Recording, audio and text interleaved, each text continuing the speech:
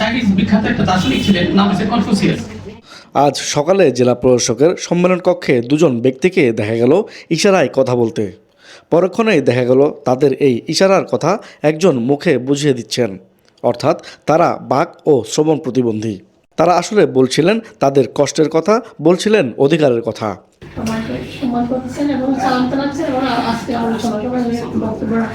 আজ জেলা প্রশাসন ও জেলা সমাজসেবা অধিদপ্তরের আয়োজনে র্যালি এবং বাংলা ইশারা ভাষা দিবস পালিত হয়েছে।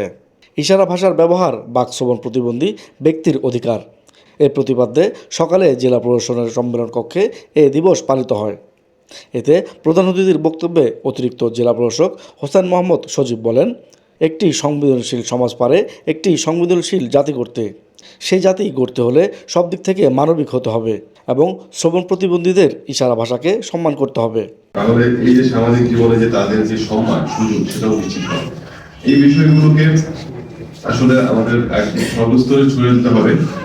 একটা জিনিস মাথায় রাখতে হবে যে প্রতিবন্ধিতা কোনো সীমাবদ্ধতা নয়, বরং ভিন্নভাবে সক্ষমতা। তাহলে তার যে ভিন্নভাবে সক্ষমতা রয়েছে সেই সক্ষমতার বিষয়টি আমাদেরকে উপলব্ধি করতে হবে।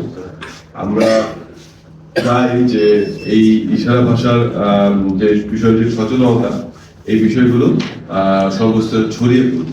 তো আমি আজকের এই দিবসটি সফল হোক এবং এই ইশারা ভাষা যাতে সর্বস্তরে ছড়িয়ে যায়। জেলা সমাজসেবা অধিদপ্তরের উপপরিচালক হাসান মাসুদের সভাপতিত্বে এতে বক্তব্য রাখেন প্রেস ক্লাবের সভাপতি মাহবুবুর রহমান, যুব উন্নয়ন অধিদপ্তরের উপপরিচালক মোহাম্মদ মোয়াজ্জেম হোসেন, জেলা সমাজসেবা অধিদপ্তরের সহকারী পরিচালক শফিউদ্দিন মিতুল। পরে প্রতিবন্ধীদের মধ্যে 5টি হিয়ারিং এইড ও 5টি হুইলচেয়ার সহায়ক উপকরণ হিসেবে বিতরণ করা হয়।